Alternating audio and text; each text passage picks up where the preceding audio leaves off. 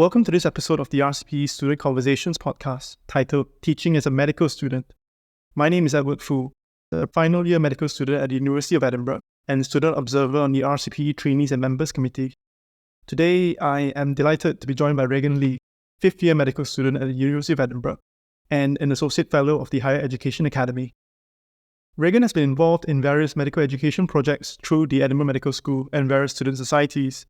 He has worked on integrating components of social sciences and ethics into the MBChB curriculum. He is also involved in the Accessibility in Medicine, or AIM Society, as previous tutorials lead and current president, and as a previous tutorials coordinator for the Edinburgh University Cardiovascular Society, organising and teaching tutorials tailored to various groups of preclinical and clinical year medical students. Reagan, it's genuinely always a pleasure to be here working with you. I hope you won't mind me embarrassing you slightly here, but you are quite plainly one of the most prolific medical students I know out there when it comes to conducting teaching, both in terms of actual student-facing teaching roles as well as the actual planning bits as well. In fact, that's probably how we first got to know each other, really. So why don't we jump right into it and focus on the actual student-facing teaching to begin with? When you agree to do a tutorial, what goes through your head and how do you prepare? Thanks for inviting me to this podcast today and that really flattering introduction.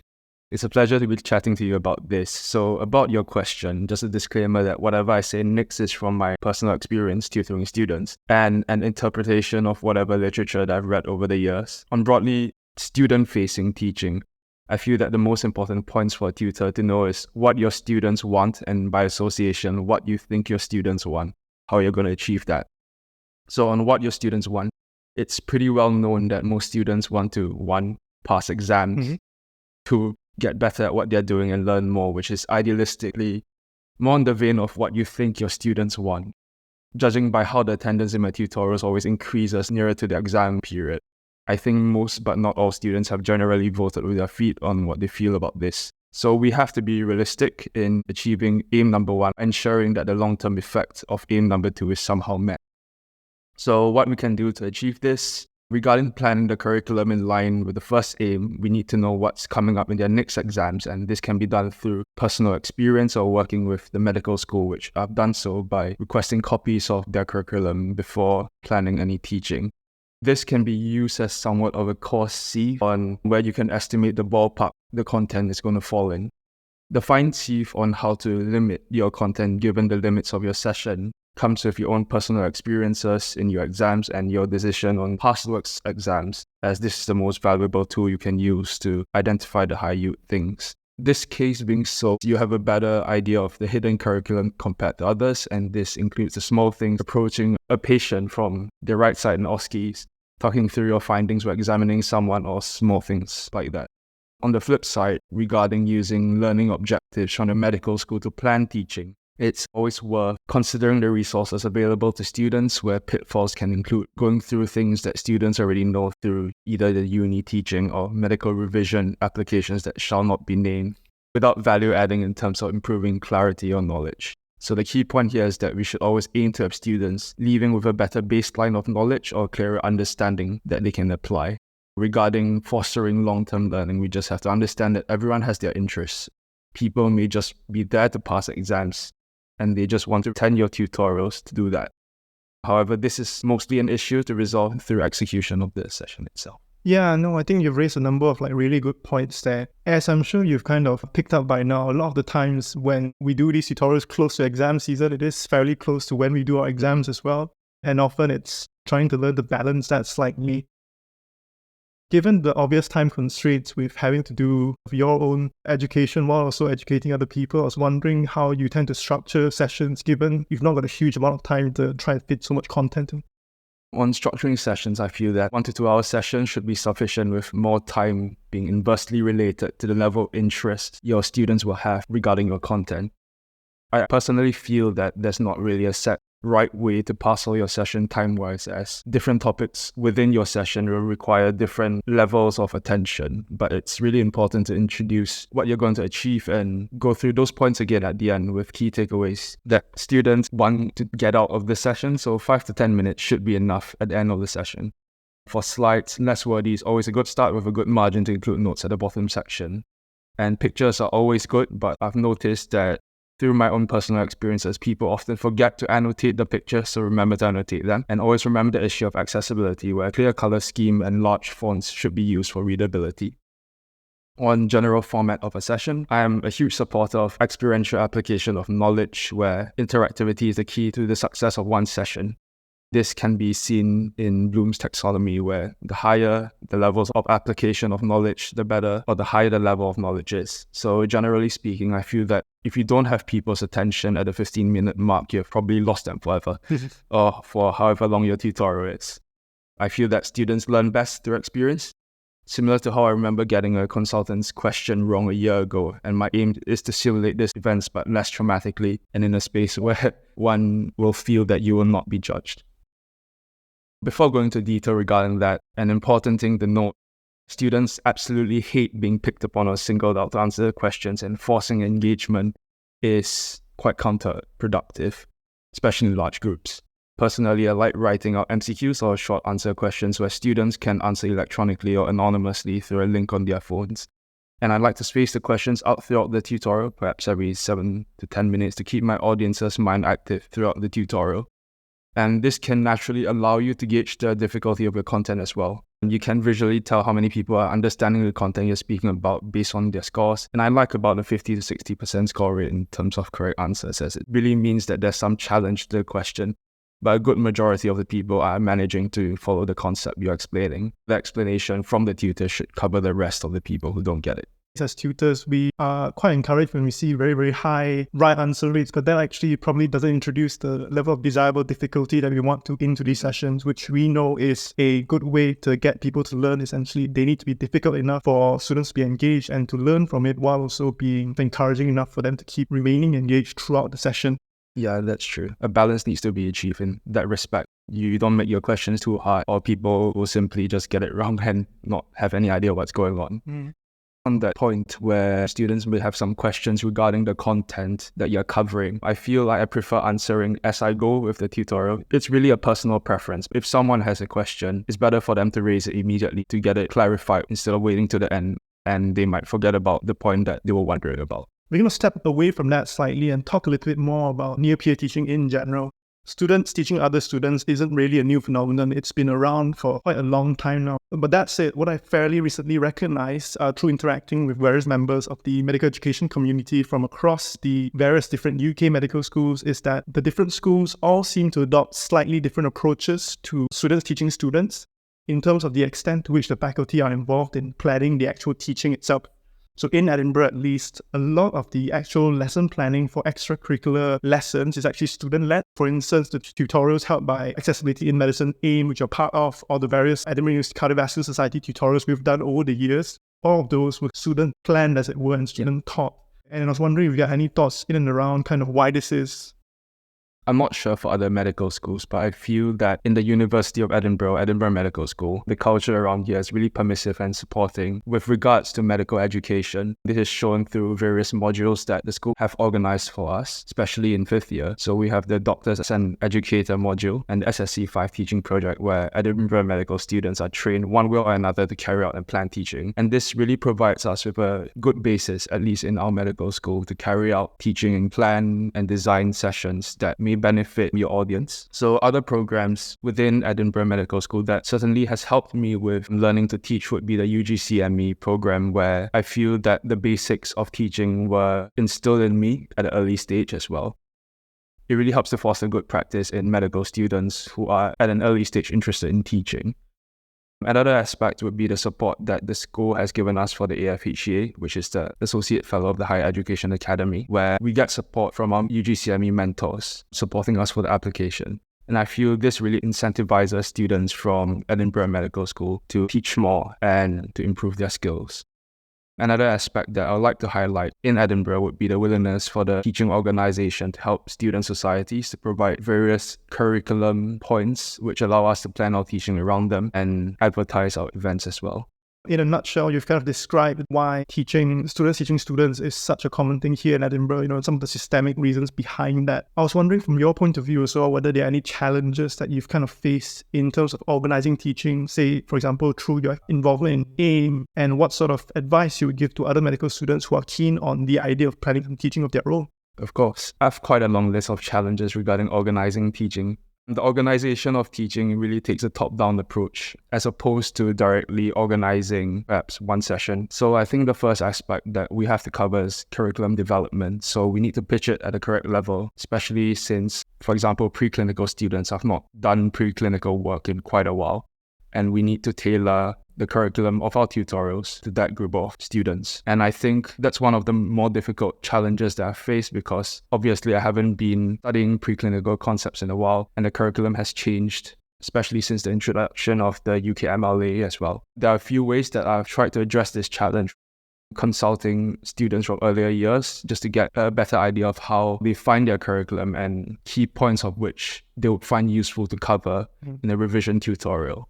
Another aspect to address regarding challenges is to decide whether a tutorial would be in person or online. And I think since COVID has blown past, at least most of the COVID period has blown past, we have transitioned more to in-person learning instead of an online environment. And it really depends on the content as to which modality we choose because we can't do some things in person, such as OSCE practice. It would be a nightmare to go through an OSCE examination of the cardiovascular system online, as there's simply no way to practice the physical skills that's required for that station. Other things such as theoretical content, more prevalent in the preclinical curriculum, I think that would be more suitable for an online session. Another challenge that I felt was particularly relevant would be recruitment. So it really depends on who's interested in teaching. I understand that different medical schools will have a different environment regarding that, and therefore it can be hard for people from other medical schools to find tutors. In the case of Edinburgh Medical School, the peers I've worked with have all been excellent and they have all been quite proactive in volunteering for recruitment. But this is a potential problem that other people may face, but I can't really comment too much into that because I've not faced that problem personally. The next aspect would be publicity. I find that quite difficult because it's basically getting people to attend your tutorials and how you sell it to them. It can be quite difficult without a dedicated person to do such a task.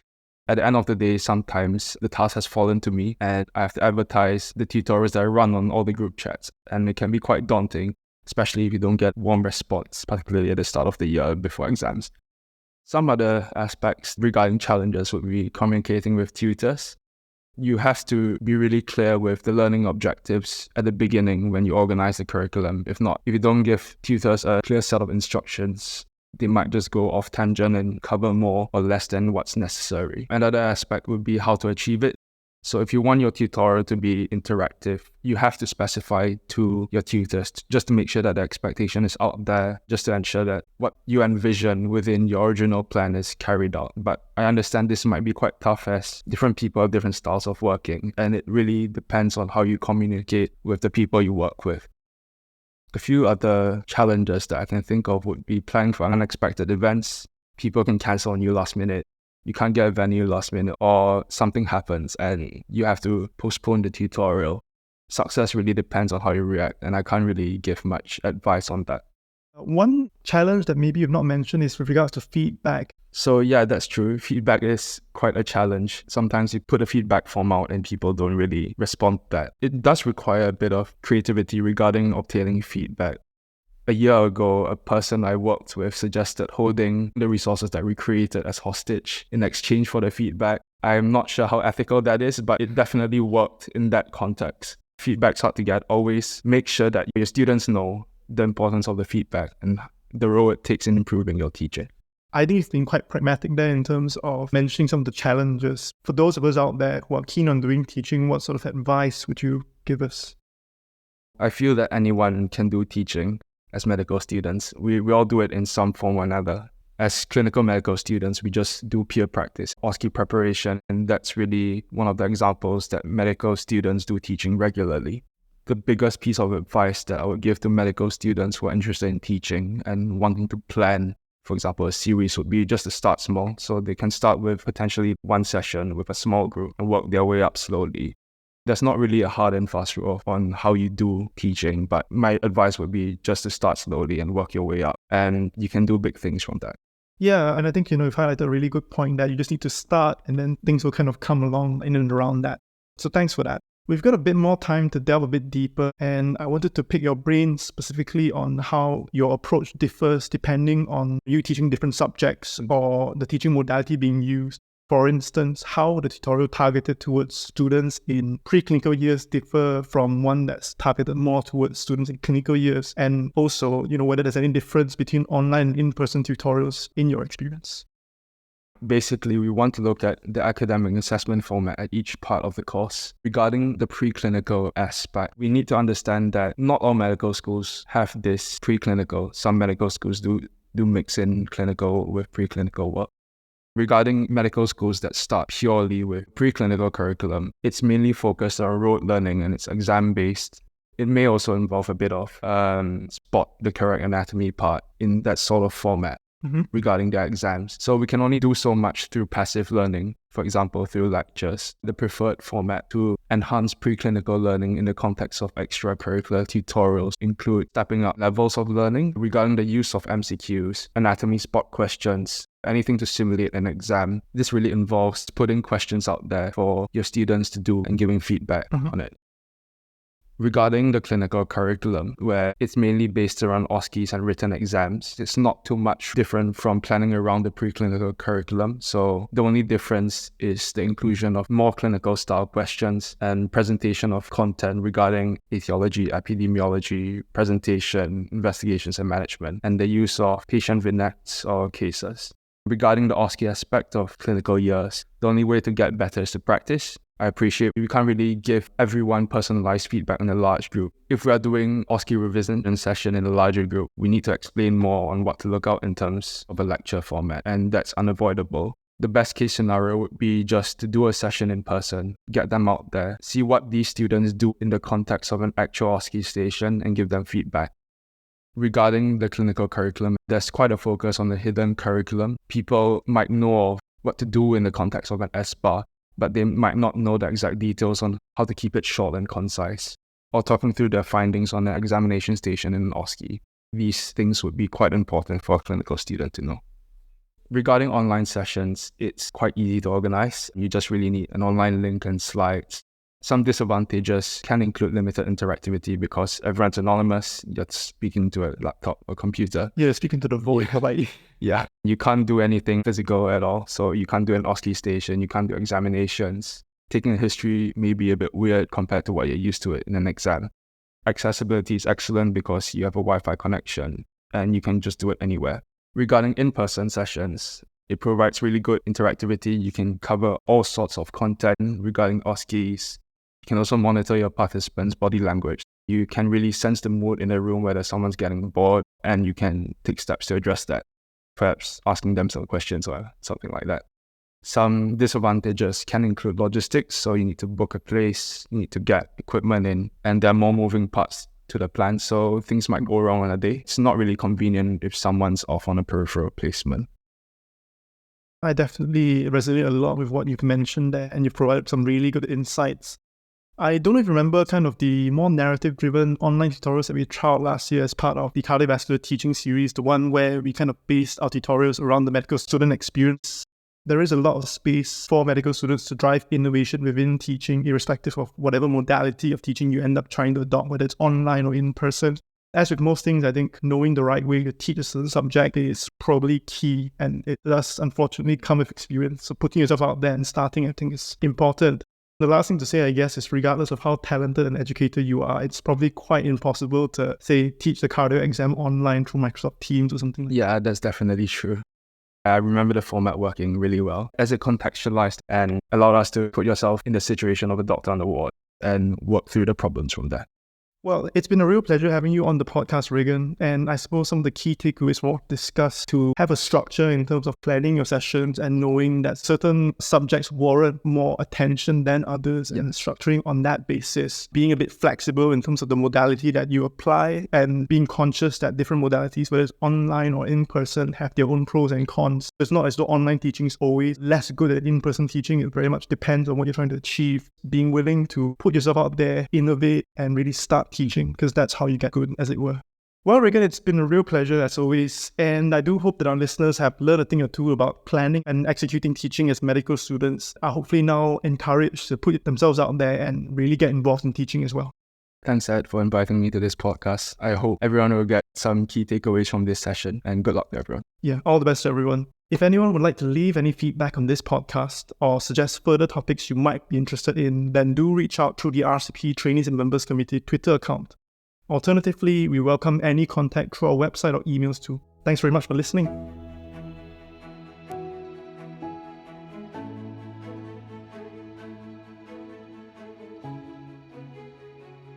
The TNMC's sister podcast, Career Conversations, supports medical students and trainees with career guidance and progression, as well as professional development.